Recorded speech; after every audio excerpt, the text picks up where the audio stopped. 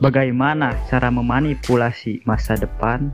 Bagaimana cara kita bisa mengubah takdir kita? Nah, lo pasti mau tahu kan caranya?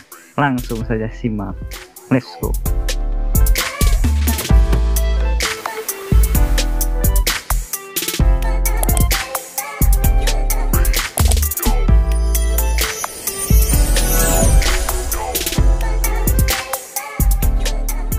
Hahaha, santai sob, ini tidak ada sangkut pautnya dengan ilmu hitam. Karena gua di sini akan membagikan sebuah strategi yang disebut dengan reverse engineering.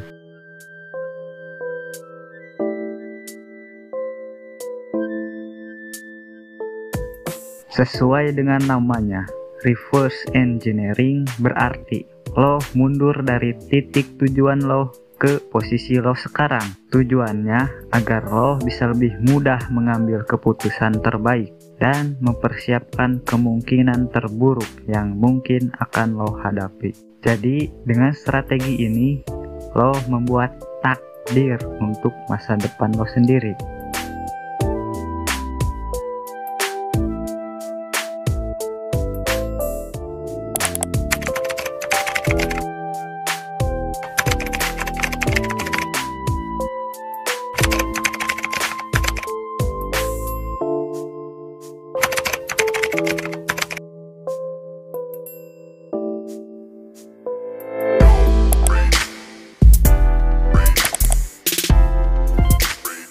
Tanpa tujuan, lo gak akan bisa menerapkan strategi ini. Jadi, hal pertama yang akan mengisi buku catatan lo adalah tujuan lo. Tentukan tujuan lo dengan jelas. Kemudian, coba visualisasikan seakan-akan lo sedang berada di tujuan lo tersebut.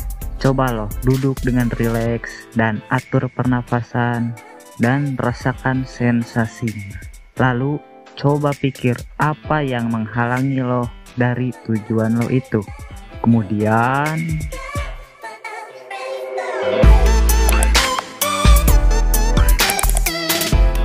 setelah asik memvisualisasikan tujuan lo, sekarang pikir apa yang menghalangi lo dari tujuan lo itu. Tulis di buku catatan halangan-halangan apa yang mungkin akan lo hadapi. Karena setiap tujuan pasti ada halangannya. Setelah mengisi list halangan, selanjutnya lo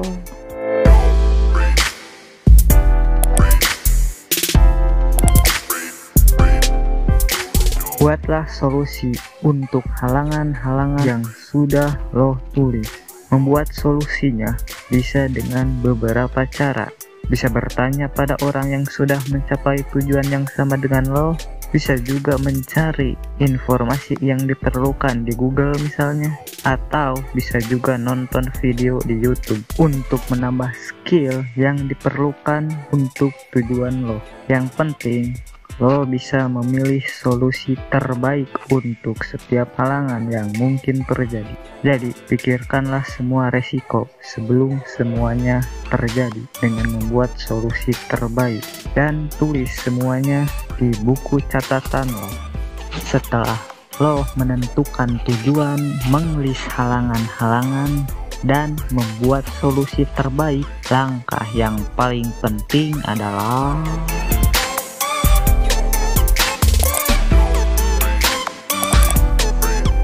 hey sob, ingat, ini adalah langkah yang paling penting. Karena tanpa aksi, semua rencana yang bagus itu yang telah lo buat dan tulis hanya akan menjadi omong kosong semata. Dan lo juga harus mengevaluasi terhadap apa yang lo tulis supaya lo mengetahui progresnya. Atau bahkan lo bisa mengubah pendekatannya bila perlu.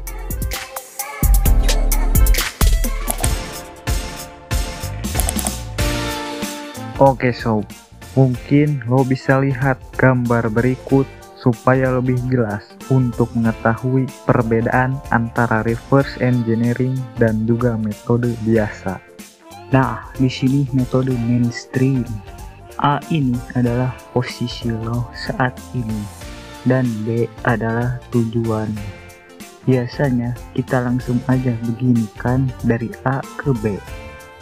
Nah, namun dalam perjalanannya kita sering kali mendapatkan banyak sekali tantangan, halangan, dan berbagai macam masalah lainnya yang membuat kita ruwet dan pada akhirnya lo merasa stuck. Bahkan sob, yang lebih parah, bisa saja lo diajak jalan-jalan dulu ke C.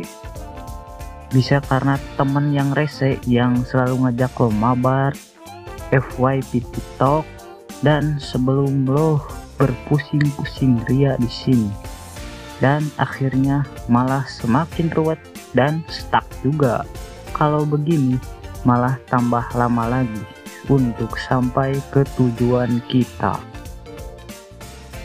Namun, kalau kita menggunakan metode reverse engineering, kita visualisasikan dulu tujuan kita, kemudian mundur dari tujuan ke posisi kita saat ini untuk mencari tahu halangan yang mungkin kita alami.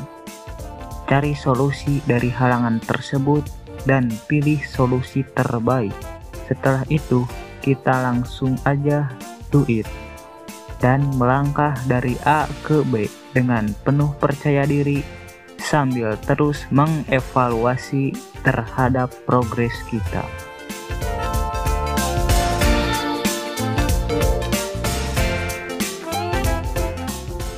Untuk contoh pengaplikasiannya, gua beri contoh aja untuk presentasi di kelas. Ya, meskipun reverse engineering bisa lo gunakan di setiap aspek kehidupan.